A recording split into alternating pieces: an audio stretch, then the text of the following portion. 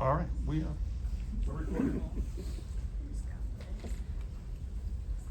So it's a pleasure to introduce the panelists today.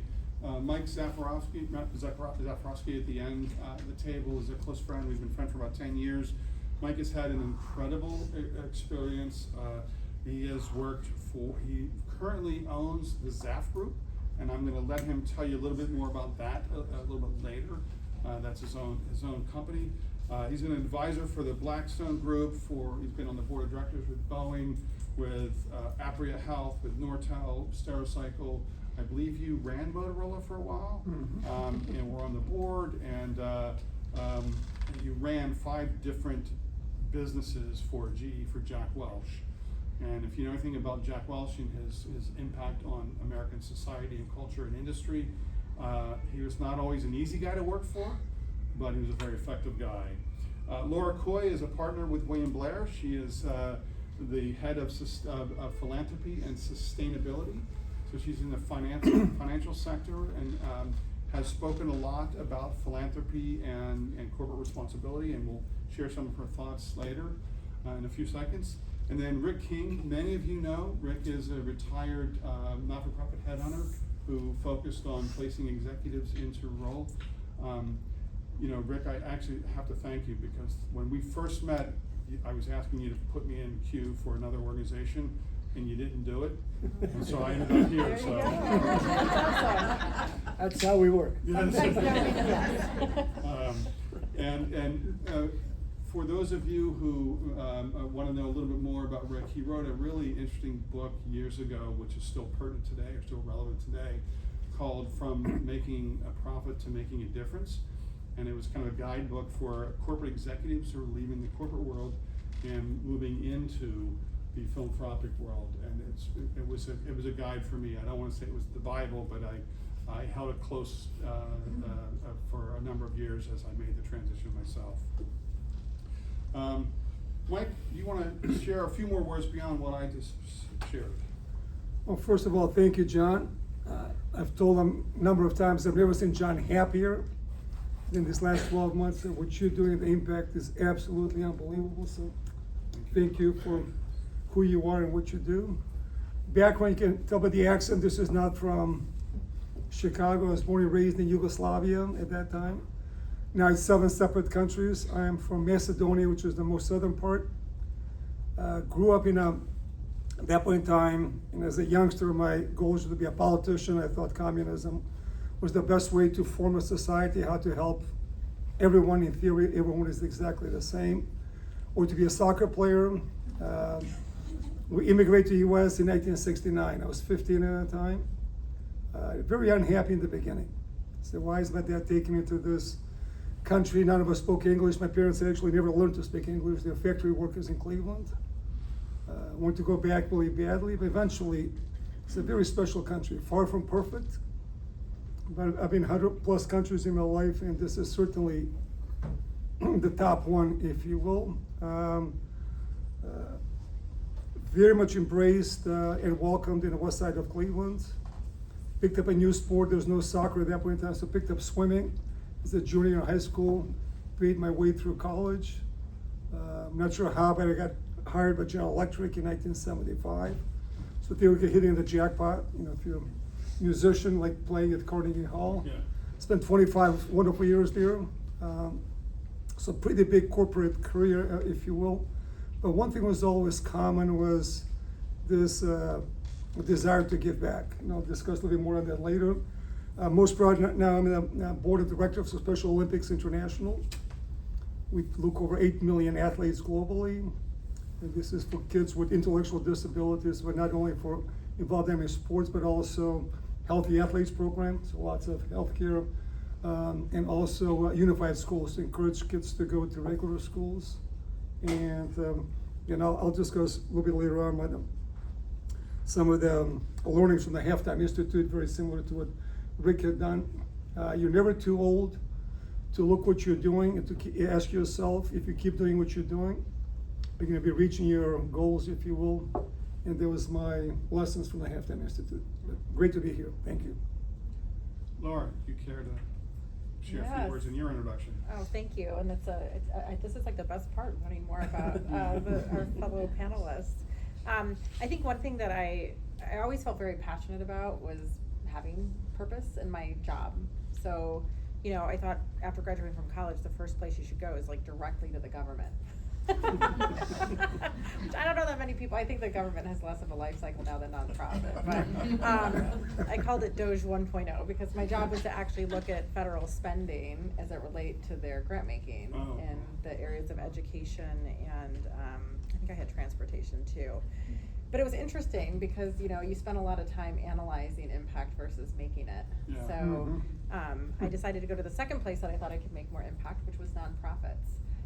And I had a great career of fundraising for about 12 years, and I loved every single minute of it. We were talking a little bit leading up to the panel, but the one thing that, as I reflect on that time, because a lot of times when you go from being a fundraiser at a nonprofit to a grant maker at a for-profit, you know, people always say, you know, how did you do that? How did you get that job? And we'll talk a little bit about that in one of the questions, like just what that process or that navigation looked like. But I'll tell you the things that remain constant are having purpose-driven work, being mission-driven. I do believe that wherever you work, you should feel close to the mission of the organization. You should be able to recite it. You should feel close to it. And building partnerships and enduring partnerships. I loved in your opening about the dignity that you mentioned. You know, giving isn't giving back, it's really investing. Right. And seeking funds isn't even, I mean, fundraising is fine, I think it crosses sectors, but you know, these are social enterprises also looking for investments. Yeah. And if we could kind of come together a little bit more around that and bridge the nonprofit and the for-profit to find that purpose and to deliver mission-driven work, I think we could, you know, really elevate. So I loved being a fundraiser. Yeah. And I'll kind of stop there because I'll talk about some of the corporate grant making and the sustainability later. But that was something I wanted to talk about and convey. Thank you. Rick, you care to? Yes, actually share the same kind of general trajectory that Laura just described, and that is moving from the nonprofit sector into the for-profit sector. So it goes against everything that I wrote in the book, basically. You went the other way. So, right, I'm currently chairman of Kittleman and Associates, which is a niche within a niche, and maybe there's a third niche in there also. We're an executive recruiting company nationally. We work only in the nonprofit sector, not the corporate sector. And the third niche is that we only recruit CEOs for those organizations. So we have 4 offices around the country. We have staff that come out of the nonprofit sector as either executives or at some level, including CEOs, that now do this work with us and therefore lend their expertise in running and managing and leading a nonprofit organization to the boards that were looking for that kind of fit. And I say John is the fit here. So we didn't do this search for John, by the way. But there may be another. Somebody who he trained did the search. So, just to say that before I bought the Kittleman Company in 1985, I had run 3 different nonprofit organizations, basically as a CEO. And that's where I really learned through doing badly. The second job was better than the first, the third job was better than the second. And really being on the ground when you're working in organizations with limited resources, you begin to understand then what your client organizations are going through in order to meet their leadership requirements. And those are the people that we look for day in and day out. Along the way, I've also been involved in a number of boards, serving on the boards of directors of 6 or 7 organizations, including the American Public Garden Association. That is a story for another time. And also created a couple of the organizations of which I serve as board member, actually board chair in one case. So it's obviously in my blood, that was in our family's blood. I grew up in a town that valued community engagement, be that church or school or civic clubs or other things that involve being engaged in the community. And I think I emphasize that because that is really what we're talking about when we're talking about volunteering, is engaging yourself into some other worthwhile opportunity, and then beginning to understand for yourself how it is that you can give back and what the dimensions of that is, because there are many. So we're here to talk about volunteerism as it applies to enriching your job, or the things that employers look for beyond your resume, and hope we can help. Mhm. So I have another close friend who's had a pretty strong, John Edwardson, Mhm. a good friend who was, he had kind of retired, was interviewing for the CEO job at CDW. And he ultimately did get the job, and I said, why, how did you differentiate yourself? And he said, at the end of the day, Michael Krause was the guy who was the founder of CDW. He said, at the end of the day, the candidates they were looking at were pretty similar. There were three of us. And he said, but I had more commitment to Chicago. I gave a lot of money away, and I volunteered and was very committed to the city in a variety of ways. And some of them were very official, sitting on boards and giving money, and some of them were unofficial, where he befriended kids whose mothers were in prison and other things, and made sure he drove them once a month down to Stateville Prison to visit their mother. And Michael Krause said, I know you love the city of Chicago as much as I do, and so that's how he got his job. Mhm. So this stuff does matter, and we should be intentional about it. So Laura, as the head of philanthropy and sustainability, what advice would you give to a young person starting their career, maybe early on in their career, as they're looking at both their career trajectory and how they want to engage in their community? Yeah, first of all, I think it's a great tool for career trajectory, is to engage in your community. I mean, there's the authenticity of, I really believe community is where caring people connect. And if you're purpose driven, you should be volunteering because you're gonna find your people there. I just sent my first daughter to college, so we've been talking a lot about finding your people. Yeah. And part of what she's doing is volunteering because, you know, it's something that she cares about. She knows that she'll meet like-minded people there. From a strategic perspective, I would say every job that I had in nonprofit, I actually earned through volunteering first. And I just knocked on the doors and was like, you know, you might not have it. This was kind of before informational interviews were a thing. So it was like, you know, how can I roll up my sleeves and help? You know, I volunteered for the Red Cross, ended up getting a job there. I volunteered for the Alzheimer's Association, got a job there.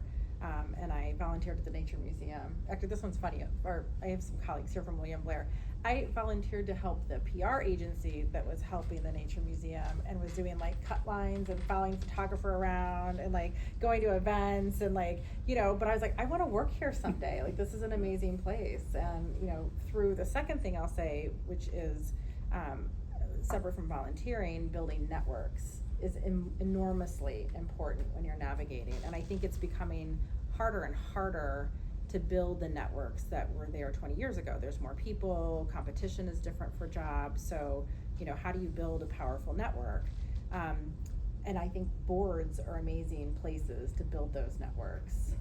To show up as a leader, you create those leaderships, that differentiation that John established through his philanthropy, but also through the boards that he served on, the relationships that he built. Yeah. I actually, the woman I worked for at the Red Cross, when I worked at the Red Cross, there was a woman there named Brenda, and she was our chief development officer. And there was also a woman who was on the board named Jan Tratnik. I ended up working for Jan Tratnik at Granger, and Brenda Asari, who was the chief development officer at the Red Cross, ended up sort of getting me the job at William Blair. So those were two women in a period that I had engaged with over 24 months, because I didn't work at the Red Cross that long, that, you know, because of building network with them, changed the trajectory of my life twice, you know, with two of the best jobs I've ever had. That's So awesome. volunteering is powerful for career development. Boards and volunteering, super important for building network. Yeah, thank you. Rick, in your role as an executive search firm leader, you have to bring a unique perspective to this. As you're placing candidates, talk about what you're looking for in terms to getting not necessarily at the skill set, but the intangibles that make somebody successful. And I say all the time, every day of the year somebody gets hired because of what's on their resume, and every day of the year someone gets fired because they don't fit in. Hmm.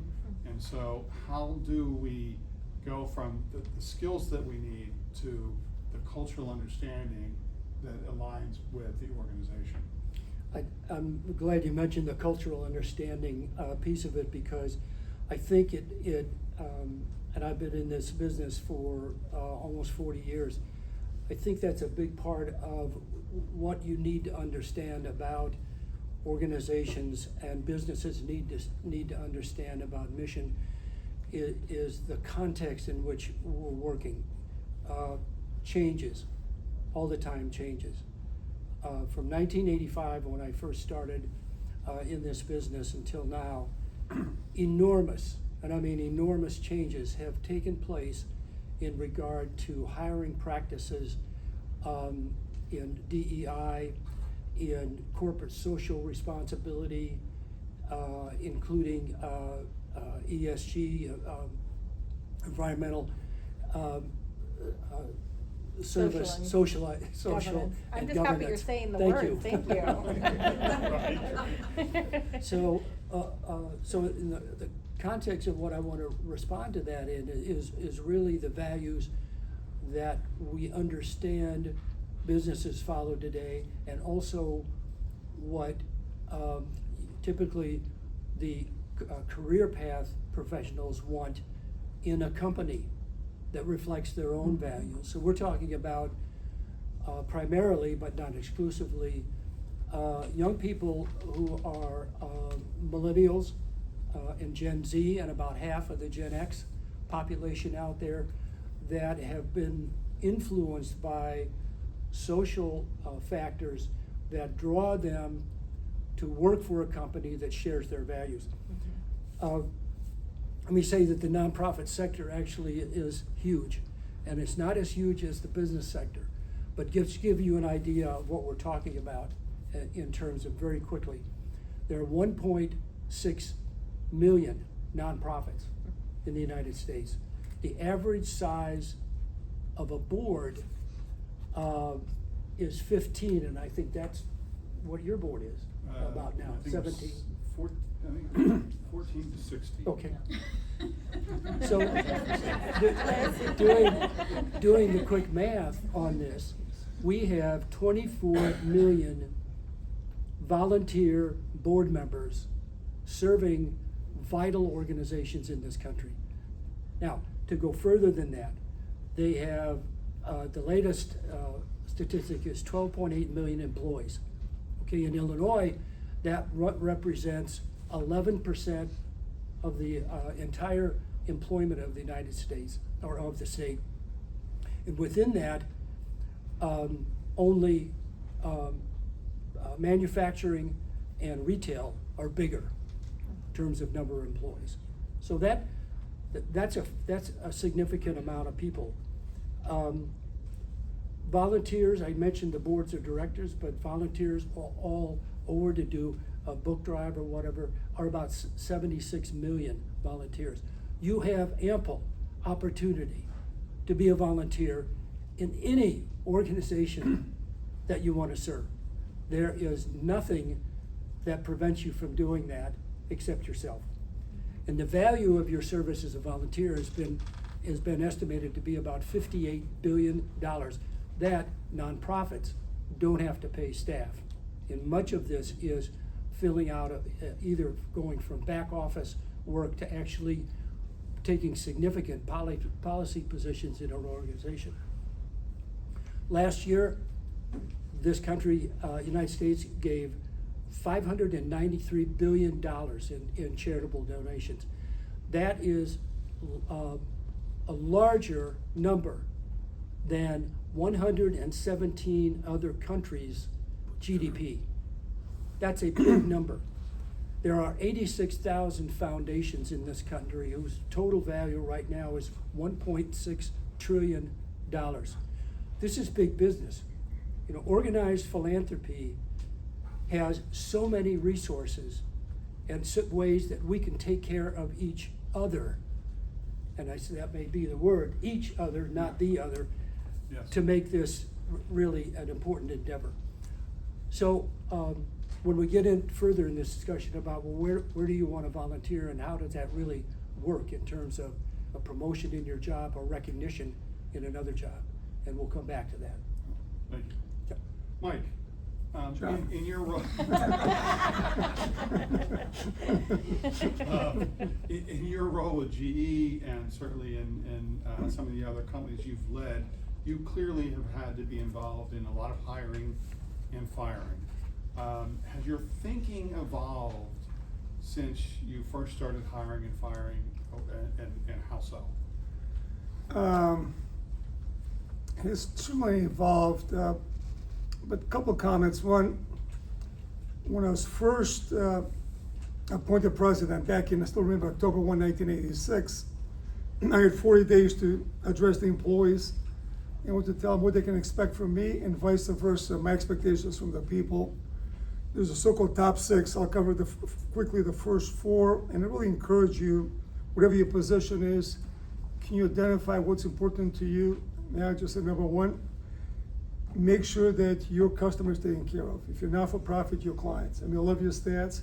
Second, do you have an environment where your employees can truly believe they can fulfill whatever their career ambitions are? Third one, to have significant outcomes. Profits, revenue growth may not be as exciting to some of the employees, if you will, but the comments are, if you do a good job in 1 and 2, the good outcome should be a natural outcome. If you have satisfied clients, motivated employees. But the fourth one, even back in October 1, 1986, they said giving back to the community. So back then, I thought from selfish reasons, that's one of the criteria that's gonna help you attract better people. And I guest lecture at Kellogg a couple of times a year. So actually one of the students asked me, says, Mike, I'm so busy. When did you start not-for-profits? How did you get those jobs? And again, I'm 7 by 24, I don't have time for it. So I'm glad you asked me that question. I took 2 or 3 minutes, I'll try to make it succinctly. But again, whatever position you're in, as the good book says, to whom much is given, much is required. And it's you have permission to define that you have a lot going for you. When I was in college, freshman, barely still speaking English, I volunteered to be in the VIP program, Volunteers in Probation. Talking with young kids, they were not in jail because they were underage. I mean, it was wonderful. You were school, sports, again, as a 17, 18-year-old, you did that. At General Electric, I was in the United Way boards in 5 different locations: Toronto, Cleveland, Raleigh, Minneapolis. Also in New England, BITC, Business and Community. So the same thing I tell the employees, I take time, I encourage you to take time, where you volunteer, or you actually encourage you to be on the boards. A couple other things, AUSL. I've spent 12 years, Academy for Urban School Leadership. President Motorola, I mean, you work around the clock. I saw Mike Koldyke, I'm not sure how many know, Mike started Golden Apple. My oldest son, was part of that board. I see Mike Koldyke, it's almost like Obama giving a speech, or Ronald Reagan, to say, Mike, how can I help you? This is, I'm running this organization called Academy for Urban School Leadership. We train teachers to be excelling in the urban environment. We also have taken over some of the worst performing public schools in Chicago, Austin, Englewood. They're state union, but we bring new teachers, new principals. I've done it for 12 years. I chaired it for 3 years. Once a quarter, I meet with the 31 principals. You have 31 principals, 17,000 students. I need to say, you're doing probably a job even bigger than the President of the United States. You have anywhere from 200 up to 700 students in your classrooms, or whatever I can do to help you cut the red tape. But you need to make sure that if you have game face on, how you embrace the students, And the last one, this is Macedonia 2025. I mean, I was born there. I had just become president of Motorola, 150,000 employees.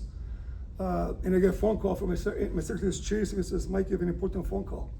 So I'm late for a meeting, take a message, I'll call him or her back. Dorothy was her name. She's a very mild-mannered lady. I said, no, it's a very important phone call. I said, well, who is it? She was the president of Macedonia. And I started laughing. I thought she was joking. I said, no, it's him. So I said, well, what's his name? So you get caught in a white lie. You say what's important to you. You say you're proud American, you're proud Macedonian. You're 43 years old. Don't know the name of the president of your country of your birth.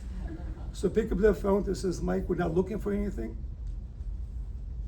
But whenever you come back here, we love to see, when you look at Motorola or General Electric, if you look for how should countries make it attractive for your company to invest there. So Mr. President, I was there a couple of weeks ago. I'll probably come there in the next couple of years. But the guilt feeling kicked in. So all of us say, this is important to us, but somehow I'm too busy and too many other important things. We co-founded Macedonia 2025 back in 2007. Promote economic development, rule of law, fighting corruption, digitizing the country. So busy people get things done. So it's not one or the other, and you can bring talents from one to the other. Again, was a volunteer, board member. And again, Mike Koldak asked me, I started within 2 days. Again, so I just want to, again, and this is not personal, but again, this is if you truly believe, even if you work for one not-for-profit, should you be on a board for another not-for-profit? It builds your, first of all, self-dignity of the work, self-respect, if you will, and most important, you're making impact for others. Anyway, sorry for going so long, but I thought it was a very provocative question. Mike, you say this to your employees, but tell us what you have done, and I thought about it. So anyway, when you were going to ask me this, that's a great response. I want to have a provide follow-up that. question, but before I do, I want to interject. My late mother-in-law used to say, if you want to get something done, give it to someone who's busy. Yeah. She never gave anything to me. That's not true. Mike, so follow up. So tell me a little bit about the ZAF group. Now, this is really interesting. You're in a unique position in your career or time in your life. Yeah. You started the ZAF group. Let everyone know what you're doing. Yeah, I love the business of business. I'm not ashamed to say that. I do believe well-run businesses with values is probably the best asset that any village, town, city, county, state, or country can have. So when I went through the Halftime Institute program, again, the question is, what's a perfect life matrix? If you keep doing what you're doing, you're gonna get there. Quite often you get people about to retire, not very proud how they accumulated wealth, not necessarily illegally. Because I never helped. I was never as purpose-driven as the people at Blair are. I kept thinking, if we spend so much of our time and life in the business world, why can't you do both? So now I was at 9 for-profit boards at that time, made a decision to be a 0. And how do you have a company that actually can live up to the values for the employees, customers, and the community? I'm the jack of all trades. I've been president of 9 different businesses. There's nothing I really know deep. So our goal really is to acquire well-run family businesses, lacking a succession plan, acquiring those businesses, keeping them in perpetuity, hopefully, well beyond my lifetime, and try to provide, again, take care of your customers, be very generous in providing them economic development. And again, I cannot announce it yet, but my faith coach at the Halftime Institute came to me in February, says, Mike, I have a perfect company for you to buy. And he went to the owner of the company, he went to sell. Said, I have a perfect company for you I have a perfect person to sell your company to. Closing will be September 17th, I can't wait. That's So awesome. Wow. all three, we have 3 sons, 9 grandkids. Never expected them to want to work with me. All 3 now have been anywhere from 3 to 7 years.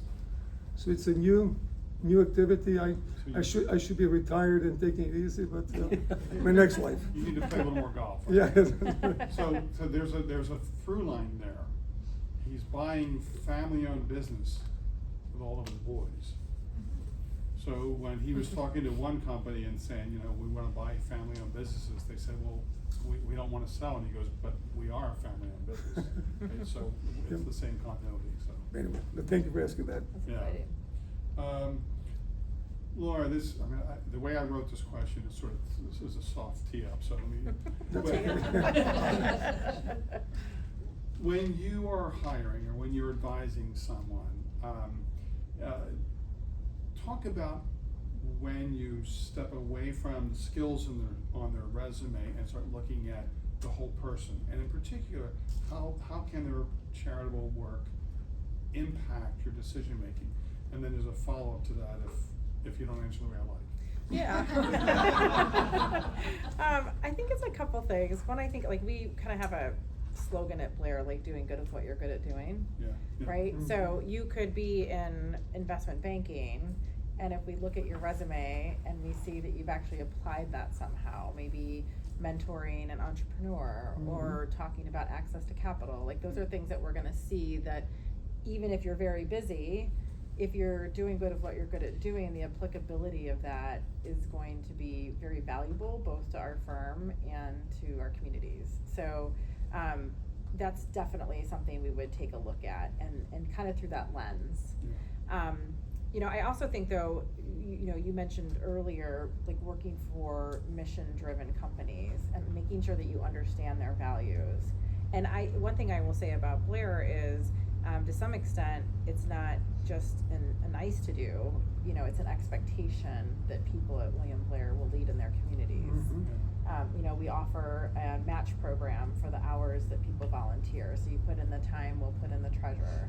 Yeah. We actually have a special match for if you serve on a board, we'll match dollar for dollar up to $10,000 for the boards that you serve on. So there's an incentive to participate that is both rewarding and monetary. So we do like to see people who are interviewing that are interested in our community engagement programs Yeah. and who are already serving on boards or who are volunteering, because going back to your point around culture, we think that will be a strong connection to the Right. culture. We have over 50% of our employees participate in our matching gift programs, which is double the industry standard.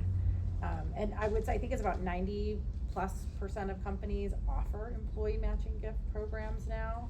So the average being 25% of participation, people are just leaving money on the table. Yeah. So we want a high, thriving, engaged workforce. It is part of our mission to empower our colleagues to deliver client success and engage in their communities. So if those three things are in harmony and that candidate we can see is going to deliver on that client success, is going to be empowered to lead, it's a win-win-win. That's great. This company, which we acquired September 17th, they have 29% of people giving, so I prepared my talking points, how to get to 70%. Yeah. We're gonna increase by 25% how much they match. This, even if you give $25, Yeah. whatever you give, but this is a free gift to your church, to your Yeah. YMCA, Girl Scouts, whatever the case may be. So anyway, we'll try to make a big point out of that. But That's thanks. awesome. Yeah, mhm. Try to beat us first and then. Yeah, that's right. No, And hopefully- then we'll chase you. Just, go for 90%, yeah. Rick, when you wrote from making a profit to making a difference, it had a little bit of a splash in 2000, right? It met a niche in the marketplace. What inspired you to write that? Two answers on that. One is that book was almost not published because the publisher didn't believe that they could put out what I was recommending, and that was part of not the controversy, but it did get a little more press for us. But what I described in that was how you create a nonprofit resume if you're coming out of the corporate sector. If you think of your own corporate resume, you start with, who you are, obviously, what your skill sets are, what you would bring to the table, and then a list chronologically reversed in order of the succession of your management career and where you are. If Infant Welfare Society CEO was reading that resume for a position as a chief operating officer for the healthcare center, my guess is they're not going to get very far. They may, if John keep flipping back in the resume, and at the very end, they saw community activities with something like, local board of education, or something like that, nothing about it. So the recommendation that I wrote for a leader in transition out of business is to start with your community engagement, right off the bat. Right off the bat. What John would be interested in reading first is, do you share the passion that I feel as CEO here for the kind of work that we do here? The only way I can understand that is if you've been in that nonprofit world before and understand it. So we finally worked that out, and everything calmed down. That was 25 years ago, so it certainly has calmed down by now, and it's been used in many places since then. But yet in that book, I also wanted to share what I started to call strategic volunteerism. When you volunteer, obviously there's a purpose in your volunteer. You like the organization, you like its mission, you like what it's doing, and you want to help out either with your time, talent, or treasure. Okay, that's all good. But if you have a strategic purpose in mind to help you gain a foothold in your company, as having the company management see you as more than just your position, then you're going to begin to make some inroads into that. Now, I always say, and it in the book also, that as much as you can, and particularly if you're in a management position of any management, even your first management position, look for a board to be on. That gives you two things. It gives you not only recognition as a volunteer doing his work, but you're also now involved in governance, and you're involved in the fiduciary responsibility for an organization that you chose to sign up with voluntarily. All right, that means a lot to nonprofit CEOs, that you were able to articulate that in a way that you're saying to them, I understand your business through my own affiliation. So that always worked well. The last point I'll say on that is, if you're planning to stay at a organization, corporation, or large company or institution for a long time, the kinds of volunteering that you do, try to make it aligned with the values that the company has that you're working for. All right, you love dogs and cats, and you want to support the local shelter. You know, in a management situation, the further you get up in management, that's really nice, but it's not going to check all the boxes around your preparedness to be a corporate community engagement professional. And so the more you push that, and I know you're not going to walk out of here and go try to get on the Field Museum board. Okay. That's for Mike. So understand that you know, scale to your current situation and the values in the company that you believe mostly in, to try to align that as much as you can, and that'll do your career wonders. I want to open it up to questions, if we have questions from the audience. Steve? So as somebody who made that transition to nonprofits, I'm curious about your perspectives on, and for good boards, right? Good boards. What are the main differences that you see in the for-profit boards that you've worked with and the really good nonprofit boards that you've worked with? Yeah, that's an excellent question. I would start with the chair. So the chair of any board, as is in business and government too, as a matter of fact, at different level departments, really the person in charge is the one that you need to understand most. It is, they don't become the chairman of the board overnight. They've been in this organization for some time, more than likely. And so understanding how they work with others, how they, what their current vision is, mission, their own personal responsibility, for what happens in that group. That's the first thing you need to understand about a board. The other part has to do with this old idea of representation. In today's world, we call it diversity more, to the point. Representation was in the 50s and 60s, and now that's really how do your members in the community reflect the values of your organization? Because it's the community board of directors that really owns the nonprofit as a public trust. And so those are the first two things. The rest of it is really transactional. How you run meetings, how you raise money, how you collaborate with others in the community, because no one, even business, does their thing only them. They don't, basically. It takes a lot of collaboration and both sides. So those are the keys, I think, to assessing board readiness. Yeah, and I would just couple that a little bit with some of the families that we consult with who have dollars to give. It's really interesting because I don't think when you buy a stock very often you research the board of directors' bios to see if that stock's worth buying.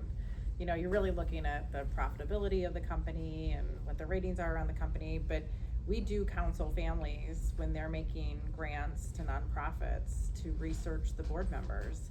And one of my most frustrating things is when there's not links to the bios on the website, and then I have to go find them. But you know, these are the stewards of this organization's strategic and fiduciary work. So it's actually, we have a rubric that we share with families to kind of look at the solvency of organizations that they fund. And the CEO of the organization and their board of directors, we give guidance around, are they actively engaged? Are they giving? Are they representing diversity of experiences? Are they experts in fields that could add value to the organization? So the board in the nonprofit setting for us is really important. And I just use that example because I think, you know, I don't think I've ever bought a stock and said, I've got to go look at everyone on the board.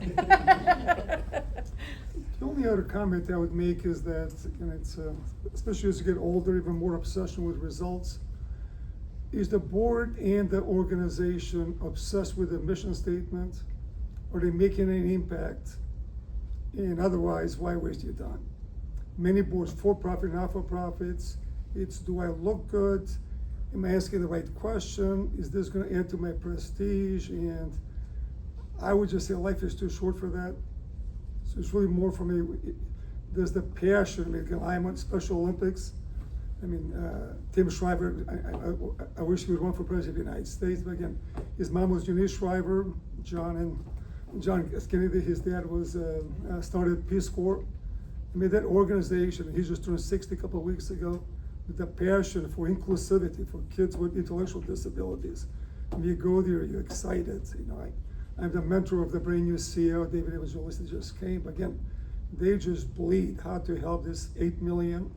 I hope it's gonna grow athletes. So I would just go back, impact above everything else. Not that other things are not as important, but they'd be icing on the cake. The cake really has to be the mission. Can those people chew gum and walk at the same time? Are they making an impact versus you have lots of people that mean well, that wanna do well. If you're not for profit, theoretically, you have some very underprivileged communities or people of real need, and your job is to make sure that you can help them. If you can do that, you feel good about it. Again, all those other things are nice. Again, when I listen to John, the way he beams about the impact, the future, Medicaid is down, but I can see a light because I know I can communicate our results to donors. So anyway, that's, you know, above and beyond everything else. And life is too short to, there's so much need out there, and are you making an impact, or are you with the organization that's making an impact? Thank you. Anyone else? Question? It's more a statement. I just do think, I'm on a board and it's a very small grassroots organization. It's passion, you know, I'm involved in that. But I do see sometimes people that are like, I wanna be on the board, and they don't do anything, right? Because they just wanna do it for the resume building, or like for like, hey, I was involved with this. And like being on the tours, I just like, it's always like, so, you know, I appreciate that they can find value and like, you know, build Yeah. and work in your career. At the same time, like, it has to be authenticity. And, so, yeah, finding something that someone is passionate about and actually is willing to contribute something beyond just showing up on a list, is so important. Yeah, well, I think there's different, like, I like now that there's so many different types of boards, and I kind of put the onus on the nonprofit too, to say, you know, this is Absolutely. our advisory board, this is our governing board, this is our committee that we need for the gala, cause we need the names to raise the money. So I like it when organizations are very intentional and they know what the expectations are, and a board member should give or get. There should be, you know, a meeting every year with board members to say, how is this working, how is it not? I always like when organizations bring another board members who's highly engaged to that conversation too, just to have open conversations, you know? Like, when you serve on a nonprofit board, usually the terms are like 2-3 year terms at minimum. Like, this is like 6 years of your life, you know? So you do wanna be around your doers. Mhm. And I think there should be some distinction around which boards are responsible for what. I like the variety of different types of boards, but I think if they're, and it might be smaller with a smaller organization, but you're doing the right thing, you're actively engaged. And sometimes when organizations are going through transitions, when I worked at the Chicago Academy of Sciences before it became the Peggy Noda Nature Museum, we had a board of scientists, natural scientists, and then we had evolving into a board of business leaders whose families wrote big checks to the museum. And that was one of the toughest projects I ever worked on, was transitioning we ended up calling it the Founders Council, into, you know, what they became, and then the governing board into a different board. But it was hard to pull apart you know, we're here because we have intellectual investments to make, versus we're here because we're business leaders and we want to drive the future of the organization through our business experiences. Very different. But I think the Good. nonprofits having very clear expectations around their board members is really important. Mitch? Do you have any suggestions for how to gently help a not-for-profit open themselves up for actually more support and engagement from their board, when typically they'll express that they're too busy with the day-to-day operations and trying to keep the place going?